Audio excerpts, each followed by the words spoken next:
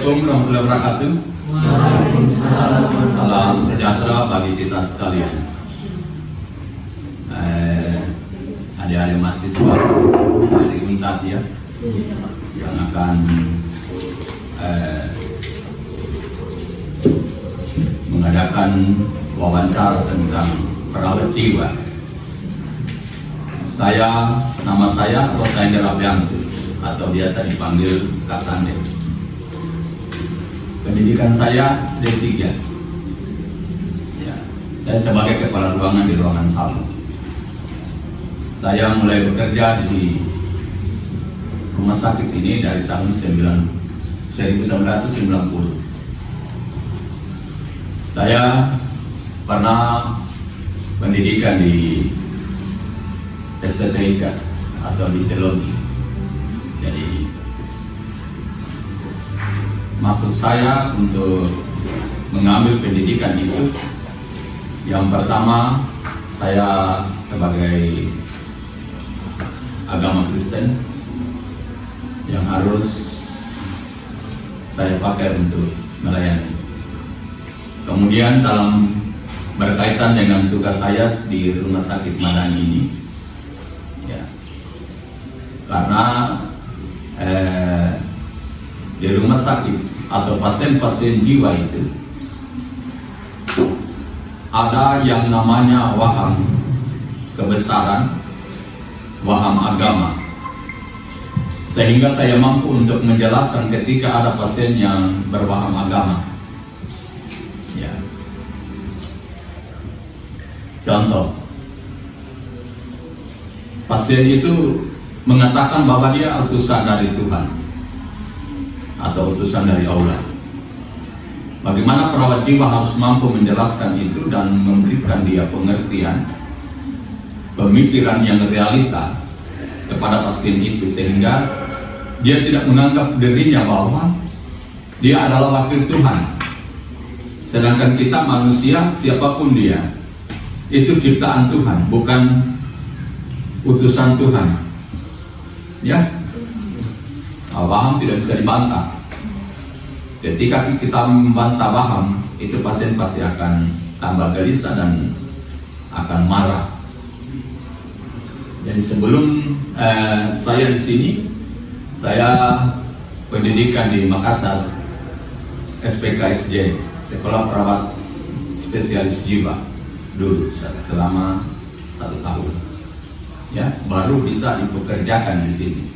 Jadi dari SPK kita harus diberikan lagi untuk pendidikan khusus jiwa, karena memang pendidikan atau perawatan jiwa itu khusus. Ada 3 lingkungan yang mempengaruhi jiwa ini. Yang pertama, lingkungan keluarga, lingkungan masyarakat, dan lingkungan kita bekerja. Yang membedakan kita adalah karakter. Ya. Ada punya karakter agak keras, yang lemah lembut, ya. Jadi komunikasinya juga tidak sama. Tapi saya berbicara kepada teman-teman sekalian, nada suara saya seperti ini karena kita banyak, ya. Kalau saya berbicara hanya 1 orang, mungkin nada suara saya tidak akan seperti begini. Itu jiwa, ya. Ya. Oleh karena itu selalu berpikir yang positif. Ya. Hidup itu hanya 1 kali. Nikmati kehidupan itu, ya. Kemudian buat hati senang. Membuat hati senang adalah salah satu prinsip, adalah selalu berpikir positif terhadap diri sendiri dan juga terhadap orang lain. Terima kasih Pak atas sambutannya yang memberikan luar biasa itu. Jadi ada pemberian motivasi kepada kami terkait kejiwaan. Mungkin Pak, ada di sini kami ada beberapa pertanyaan, tapi mungkin nanti akan teman-teman kembang lagi atau info begitu. Jadi kalau pertanyaan itu terkait, kan Bapak di sini sudah berapa tahun di sini Pak? udah di sini 20 lebih ya. 30 tahun Iya. Bapak di sini. Jadi selama Bapak di sini dari tahun 90-an itu permasalahan apa saja yang sering Bapak alami? Ini terkait pribadinya Bapak. Iya. Bapak alami selama bekerja di sini. Terima kasih. Selama saya bertugas di Rumah Sakit Madani, yang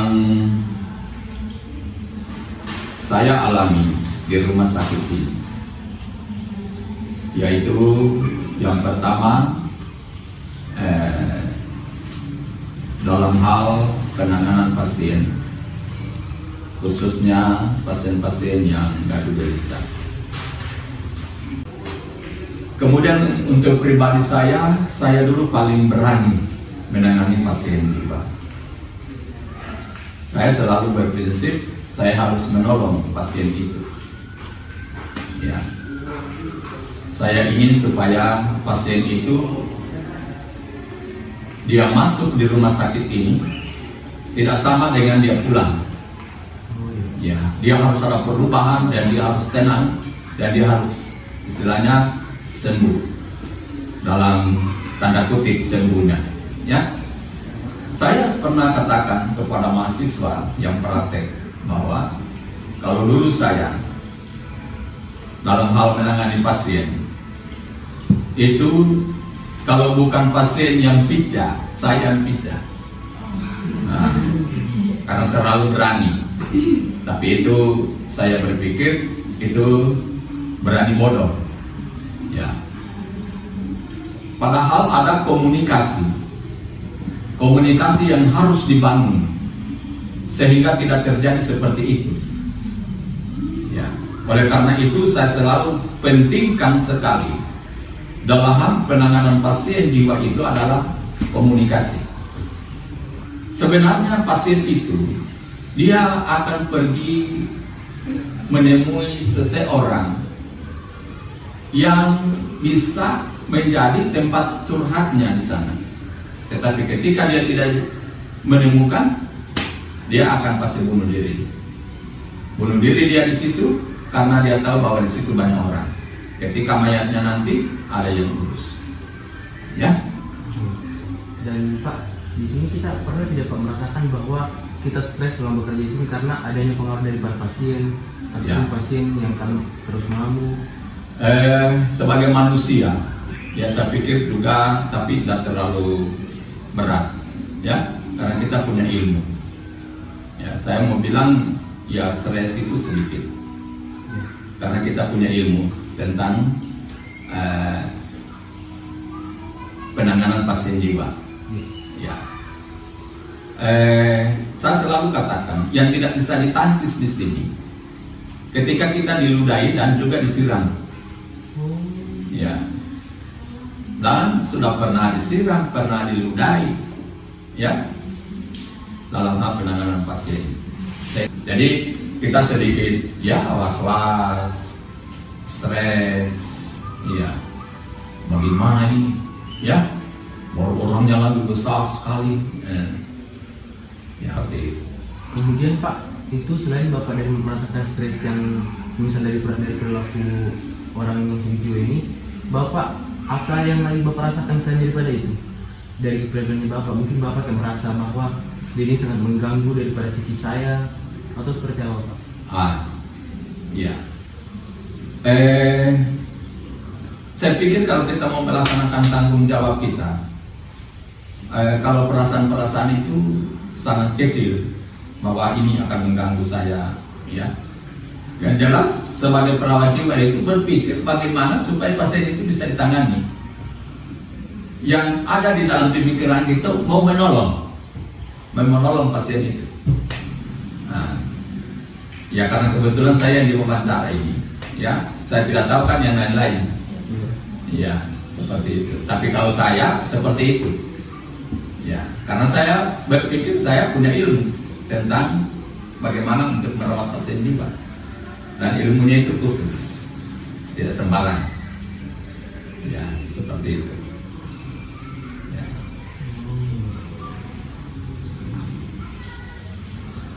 Jadi sangat kurang. Silakan bertanya. Kalau untuk pasien yang akut Pak, bagaimana penanganannya Bapak berikan untuk mereka? Ya, dalam penanganan pasien yang akut atau gangguan gelisah, saya mau jelaskan dulu. Pasien jiwa itu fisiknya kuat, ya, pasien jiwa itu fisiknya kuat. Pasien jiwa itu tidak ada yang istilahnya mau meninggal atau mau mati, kecuali yang saya bilang tadi, ketika dia bunuh diri. Ya, mereka sehat. Ya, misalnya dia kurang makan di rumah atau panas dari rumah, dia dianggur sana. Nah, dianggur itu diinfus di apa segala macam. Itu dulu diutamakan, tapi tetap juga gangguan jiwanya itu, obat gangguan jiwanya itu tetap diberi. Bahwa pasien ini tidak bisa, pasien ini gelisah, tidak bisa mengendalikan diri dan juga mengendalikan emosi, kemudian membahayakan diri sendiri dan membahayakan orang lain. Ya, seperti itu. Jadi begitu komunikasinya terhadap keluarga. Oleh karena itu, kami sementara untuk mengikatnya dulu di tempat tidur, supaya dia tidak membahayakan orang lain dan membahayakan dirinya sendiri. Kalau pasien jatuh, ya bisa juga akan membahayakan dirinya sendiri. Ya. Saya penasaran tadi, apa terkait dari Bapak bilang harus mendapat persetujuan dari orang tua, keluarga begitu? Kalau ada keluarga pada saat itu diberitahu. Jadi bagaimana kalau kan misalnya ada pasien ini itu melakukan pemberontakan atau kandungan di mana, terus ada dari pihak rumah sakit itu menyarankan untuk diikat dan yang lain, tapi kalau dari pihak keluarga tidak menyetujui hal itu, bagaimana Bapak menyikapi hal itu? Ya, ada, mereka harus tanda tangan penolakan tindakan. Ya, baik pemberian suntikan atau apa, ada belangkonya. Ya, untuk penolakan tindakan. Sama dengan seperti di umum. Nah, jadi seperti itu. Jadi diberitahu seperti itu. Jadi kenapa dulu ketika tidak penolakan tindakan itu setuju bisa dengan menolak pihak keluarga, lantas si pasien masih mengamuk, apa selanjutnya yang dilakukan oleh para perawat di sini? Suruh keluarganya jaga. Jadi kembali ke keluarga. Iya, karena kan dia menolak. Jadi tidak boleh kita mempertahankan kita punya apa prinsip, ya. Kasih biar keluarganya yang jaga. Kalau begitu Pak, Ibu, ya dijaga saja keluarga. Ya. Apa sejauh ini masyarakat masih bisa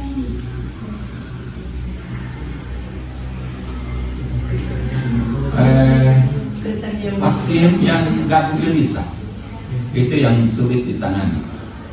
Dia berwaham, halusinasi kah atau dia apa? Ya, yang jelas dia masuk dengan gangguan gelisah dengan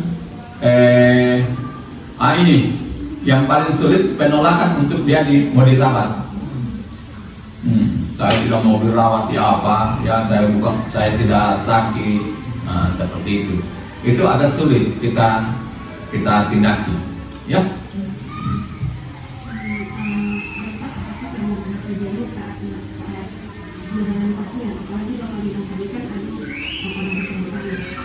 Ya, kalau jenuh tidak, karena saya menikmati pekerjaan saya.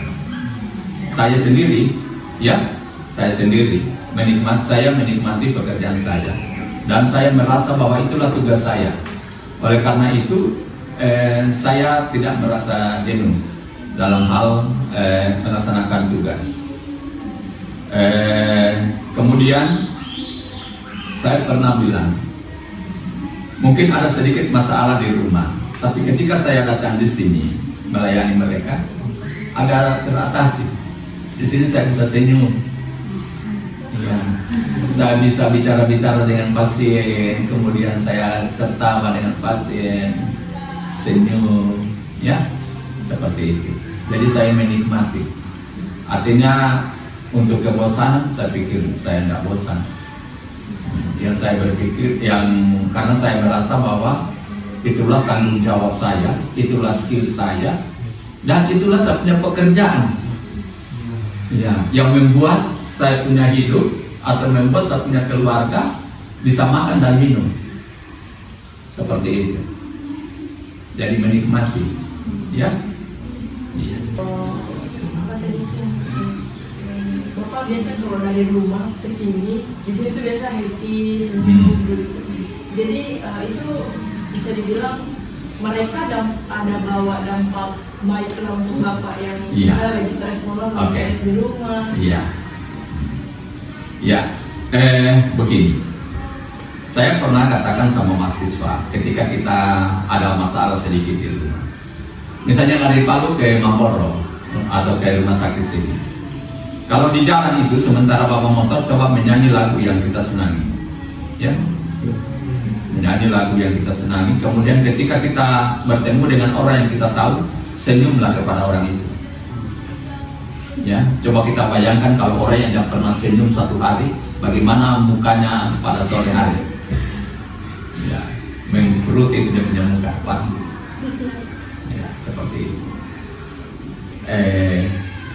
Bisa mengendalikan emosi dalam hidup, mengendalikan diri, mengendalikan emosi dan mengendalikan diri itu beda. Mengendalikan emosi yaitu marah, misalnya.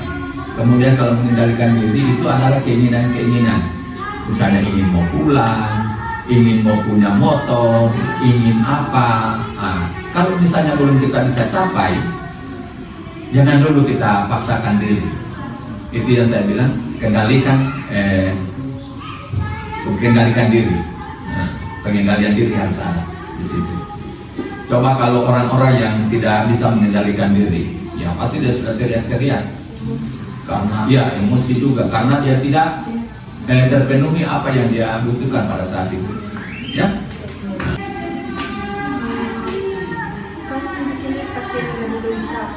Jadi misalnya mereka lagi berada di puncak-puncaknya lagi gelisah, mereka apakah ada dampak di lingkungan mereka kayak di bagian sel sana ada kerusakan yang mereka buat?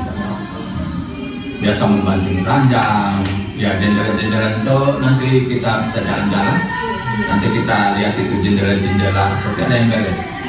Habis itu yang papan-papan ya, ada yang masih ada bingkai, ada yang memang tidak ada sama sekali. Yang padahal itu semua ada jendelanya supaya kita mereka kalau tidur malam jangan sampai dingin sebenarnya tujuannya, tapi mereka rusak. Ya, kemudian untuk lingkungan pasti ada pengaruhnya, mengganggu yang lain. Yang tadinya mungkin dia sudah mulai bagus-bagus karena ada itu, karena ada itu, akhirnya dia gelisah juga. Ya, seperti itu. Oke. Kalau dari kayak misalnya di dalam satu tahanan tadi itu mereka kan ada bukan hanya sendiri, ada beberapa orang. Jadi kira-kira pernah terjadi pertengkaran di antara mereka? Pernah. Ya. Kita bisa bayangkan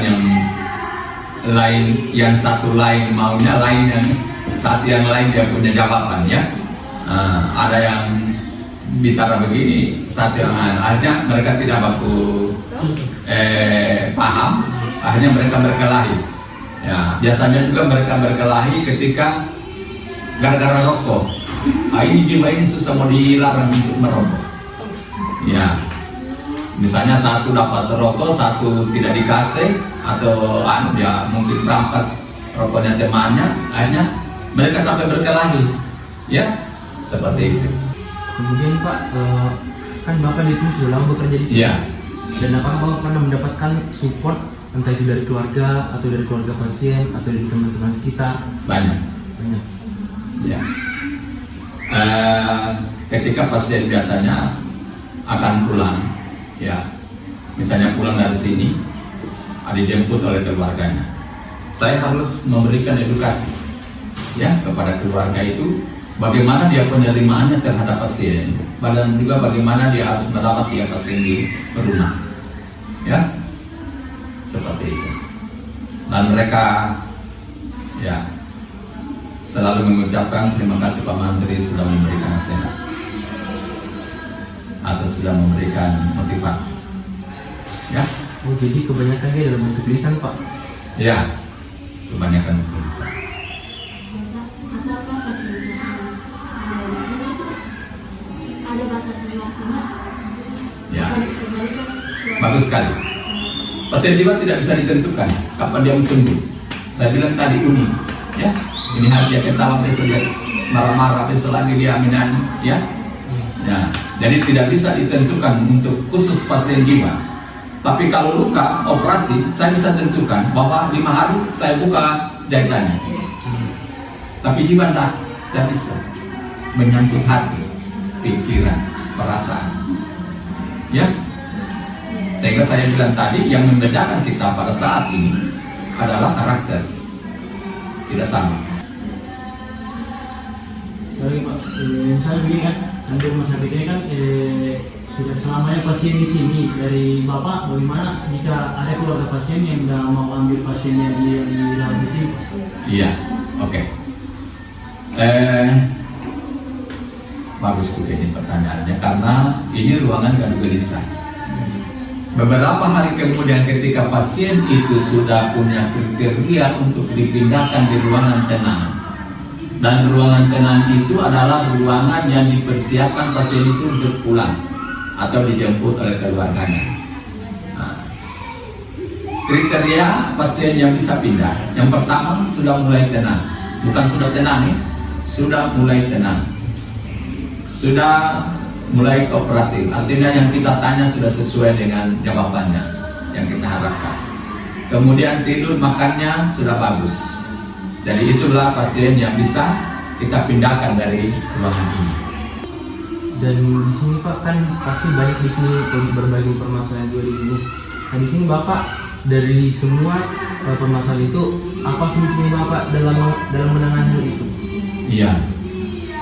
Permasalahan di pihak mana ini? Di pasien atau di perawat? Di pasien. Di pasien. Iya. Oke. Dia harus minum obat selama 2 tahun.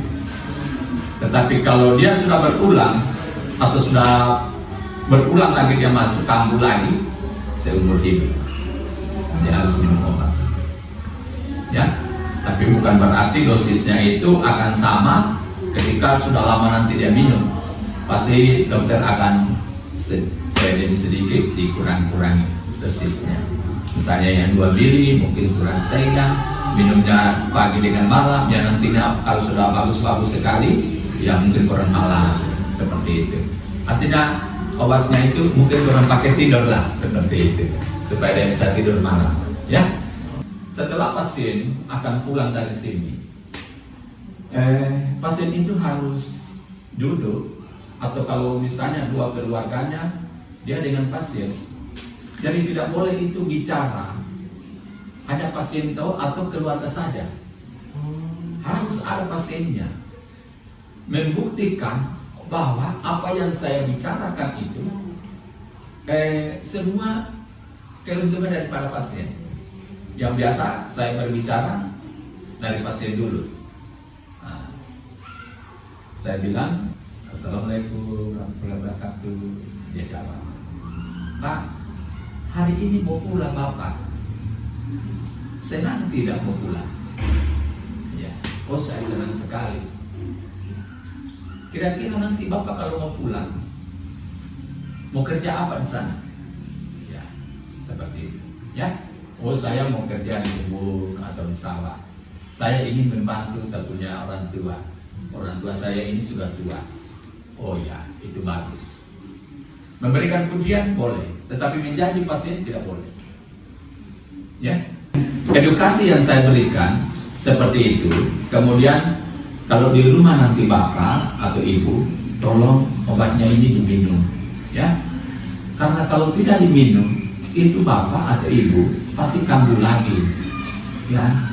Berikanlah contoh atau keyakinannya supaya dia yakin bahwa Bapak datang di sini minum obat ini, sehingga Bapak sampai saat ini atau sekarang ini mau pulang hanya karena minum obat ini. Ya, jadi kita yakini dia. Jadi supaya dia ada motivasi, betul ini. Berarti saya harus minum obat. Kalau saya tidak minum obat nanti saya pasti kambuh. Kalau ibu atau bapak atau siapapun dalam rumah itu, sehingga saya biasa tanya, ibu tinggal di rumah itu berapa orang?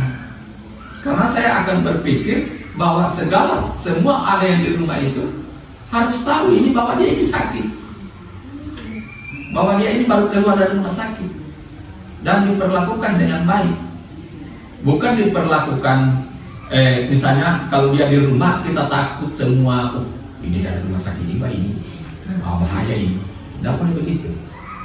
Jadi kita hargai dia, malah kita buat dia seakan-akan tidak terjadi apa-apa, seperti itu. Ya, kalau bicara dengan pasien ini, tolong bicara jangan sampai menyinggung perasaannya. Nah, inilah komunikasi. Itu yang berat di keluarga. Ya. Karena terjadi kebablasan antara pasien. Apa itu? Kalau untuk perawatnya Pak. Kalau apa? Perawatnya. Jadi kalau apakah pernah kayak Pasiennya kabur, iya, kabur dari misalnya. Iya, hanya pernah. Dia Pak Pandang. Bocor plafon. Dia panjang. Jadi dia membongkar plafon. Di ruangan-ruangan tenan juga ada beberapa itu yang plafonnya itu dia bongkar. Jadi apalagi pasien-pasien yang akibat narkoba. Pak, kembali lagi ke pembahasan pasien Bapak. Selama Bapak bekerja di sini, menurut Bapak apa yang sebenarnya dibutuhkan oleh pasien? Seperti dukungan atau support seperti apa yang sebenarnya pasien butuhkan? Ya, penerimaan dirinya pertama, kemudian keluarga. Ya, mereka sebenarnya butuh untuk yang pertama itu tempat curhat mereka. Yang saya sudah buka tadi tentang bagaimana sampai dia meninggal di mall. Ya, dia pergi di mall itu sebenarnya untuk tempat mencari teman, untuk tempat curhat. Ya, mereka butuh itu keterbukaan, baik terhadap penerimaan dirinya sendiri dan juga penerimaan terhadap keluarga kepada dirinya itu, kepada pasiennya, dasar dirinya kepada pasiennya itu. Sebenarnya mereka butuh itu, ya, seperti itu. Jadi sebenarnya mereka butuhkan adalah penerimaan baik dirinya sendiri maupun terhadap keluarganya yang mereka butuhkan. Ya, kalau saya melihat. Ya.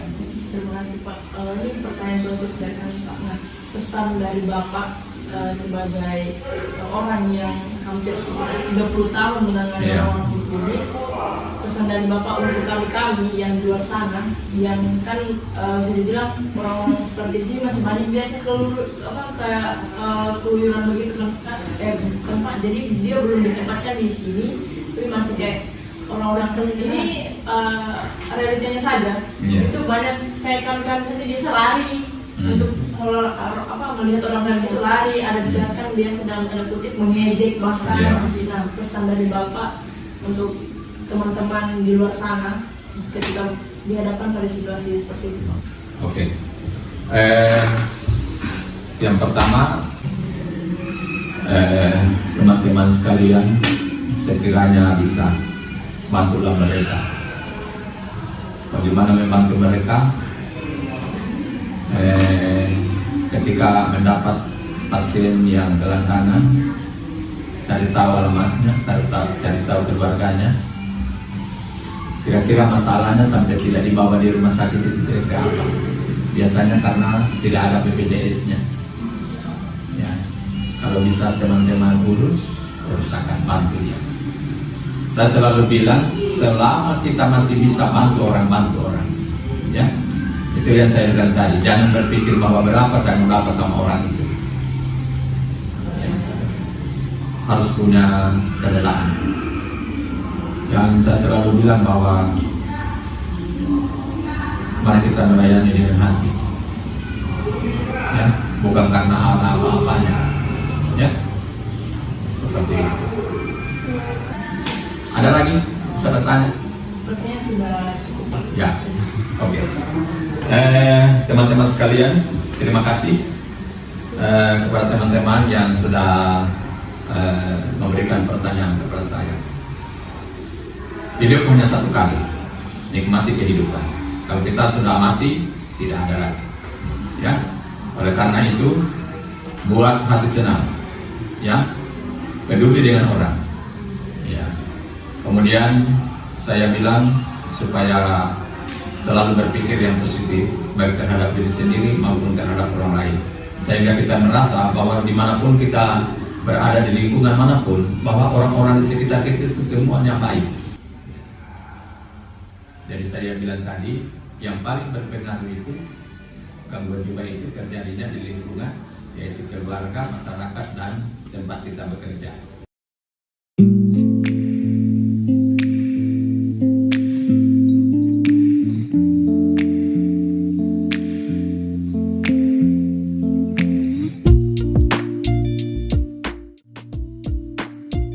Ekosistem yang didapatkan oleh perawat dari keluarga setelah mereka menangani pasien di rumah sakit ini bisa menjadi motivasi dan semangat untuk mereka melakukan pekerjaan tanpa pamrih.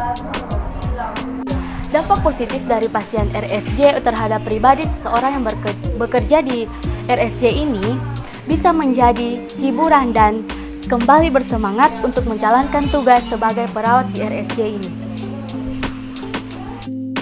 Dampak negatif dari perilaku pasien rumah sakit jiwa yaitu dapat melukai perawat dan dapat merusak fasilitas yang ada.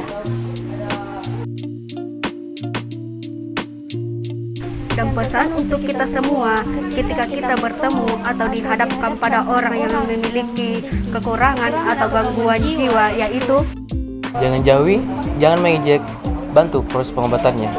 Selalu berpikir bagaimana kalau keluarga kita yang seperti itu. Selalu berpikir positif dan perbaiki komunikasi.